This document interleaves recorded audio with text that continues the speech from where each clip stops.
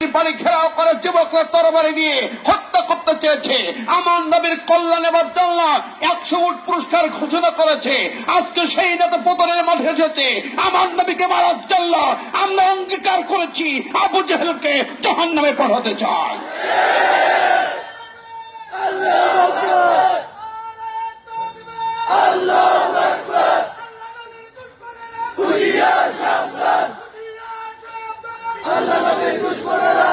আমার ভাই বন্ধুরা, আজকে তাহলে এরকম যুবক কই? হ্যাঁ যুবকাফেলা, হ্যাঁ যুবকাফেলার কি শপথ তোমরা নিয়েছ?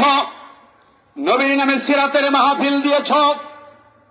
আমি জানতে চাই তোমাদের 5 ওয়াক্ত নামাজ আছে কিনা। আমি জানতে চাই তোমরা প্রতিদিন কোরআন পড়ো কিনা। আমি জানতে চাই তোমরা ঐক্যবদ্ধ হয়ে শপথ নিয়েছো কিনা যে এই জমিন হবে ইসলামের জমিন।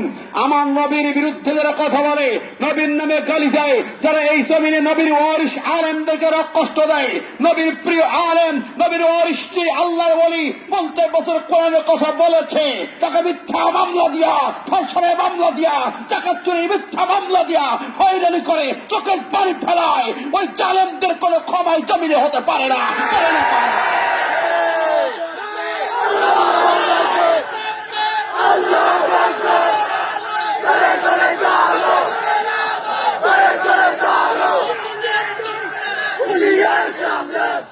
আমার ভাইরা, আমরা বয়ান শুনি, শিক্ষা গ্রহণ করি, ঠিক না? ঠিক রাত করবেন না দয়া করে। যারা আছেন মঞ্চে মাঠে, নবী ছাড়া নেতা নাই, নবী ছাড়া কোন রাজা নাই, বাদশা নাই, নেতা নাই, দুনিয়ার বুকে বন্ধু নাই, হাসরেও নাই, কবরেও নাই, মিজানেও নাই, ঠিক না? ঠিক। আপনি যত বড় নেতা হন, দল করেন না, পার্টিকে আপত্তি নাই, কিন্তু নবীর বিরুদ্ধে কোন কথা বাংলার জমিনে চলবে না। নবীর ওয়ারিস আলেমদেরকে হয়রানি দেওয়া চলবে না। আলেমদের রক্ত ঝরাবে আর ঝরতে দেওয়া হবে না। আমার ভাইরা, যদি আপনি সিদ্ধান্ত নিতে পারেন তাহলে মুসলমান পরিচয় দিয়েন, আর তা নাহলে পরিচয় দিয়েন না। নবীর উম্মত পরিচয় দেবেন, নবীর নামে দরুদ পড়ে মিষ্টি মিষ্টি জিলাপি খাবেন আর চোখে হাত বোলাবেন, লাভ নাই, কাম নাই, ঠিক না? ঠিক। চামড়া কাটলে নবীর উম্মত হওয়া যায় না, গরুর গোস্ত খেয়ে নবীর উম্মত হওয়া যায় না, জিলাপি আর মিলাদ করে নবীর উম্মত হওয়া যায় না।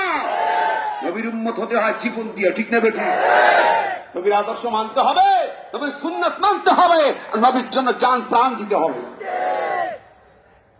আমার ভাই বন্ধুরা, রাগ করছেন? কষ্ট করছেন নাকি? মন খারাপ করছেন? কারো মন খারাপ হলে চলে যাবে, যে চলে যাবে দেখি রাখবেন কোনটা উঠে যায়, ওইটা নবীর দুশ্মনদের কাতারের লোক, ঠিক না? ঠিক। একটা লোক এখান থেকে লড়বে না নবীর উম্মত যদি হয়। নবী বলেছেন, এবং মালিক তা লিখেছেন, মা বাকাল উম্মাত বাদা সাতমি নাবিয়্যিহা। আমি ডকুমেন্ট দিয়ে বলছি কথা প্রত্যেকটা। এবং মালিক বলছেন, নবীর নামে গালি হওয়ার পরে যদি তা বন্ধ করা না যায়, প্রতিহত করা না যায়, তাহলে তোমার নবীর উম্মত দেওয়ার পরিচয় দেওয়ার অধিকার নাই, নবীর উম্মতে বেঁচে থাকার অধিকার নাই। হ্যাঁ নবীর উম্মতেরা, আজকে ফ্রান্সে নবীর নামে গালি হলো, 180 কোটি মুসলমান কেন চুপ করে বসে আছে? তাদের বিচার হতে হবে, ঠিক না? ঠিক। ওদের ফাঁসির মঞ্চে দেখতে চাই। ফ্রান্সের প্রেসিডেন্ট মাইক্রনকে ক্ষমা নাই। পৃথিবীর 180 কোটি মুসলমান জেগে ওঠো, এক হও, এক চোখে একটা হামলা চালাও, ফ্রান্স মাটির সঙ্গে মিশে যাবে।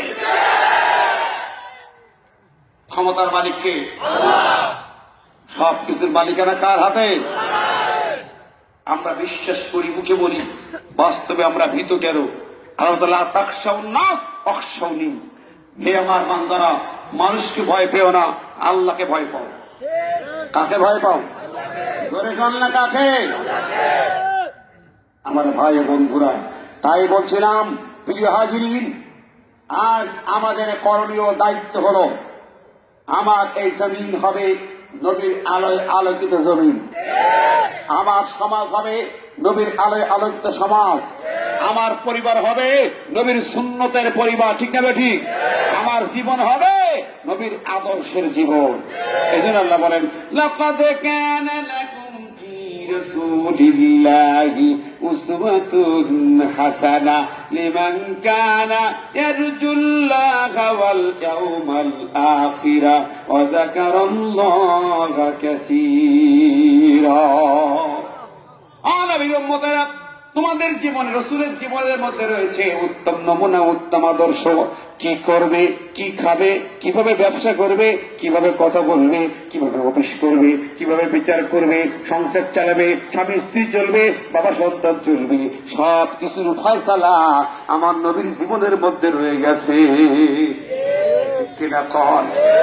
কিভাবে তুমি সমাজে দায়িত্বশীল হবে, কিভাবে ভোট করবে, কেমনে ভোট চুরি করবে, সব আছে না নাই?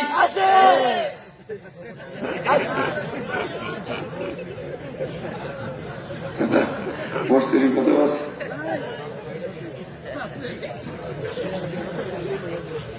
ঠিক না? ও ভাইরা আমার, আগের দিন সব হইয়া যায়, বলছে কষ্ট করে যাবা তোমরা, দরকার কি বাড়ি বসে থাক, জনগণের কষ্ট আর দেব না। মনে রেখো, পূর্ব দিকে তাকায় দেখো, যেই দিক থেকে সূর্য উদয় হয় সেই দিকে একটু ফিরে তাকাও, বস্তুরই শাস্তি কেমন হয়েছে।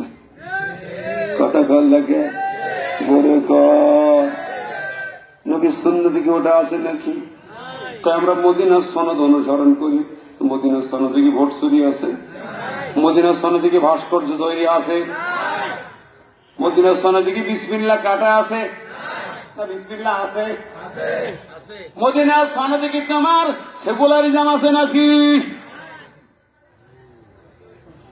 ও বন্ধুরে, মুখে মুখে মদিনার সনদ দেখো, সরকারি খরচে নবীর রওজায় সালাম দিতে যাও, অথচ নবীর আদর্শ মানতে বললে কলিজাটা জ্বলে যায়, আর হক কথা বললে আমাদেরকে অপরাধী বানায়া দাও।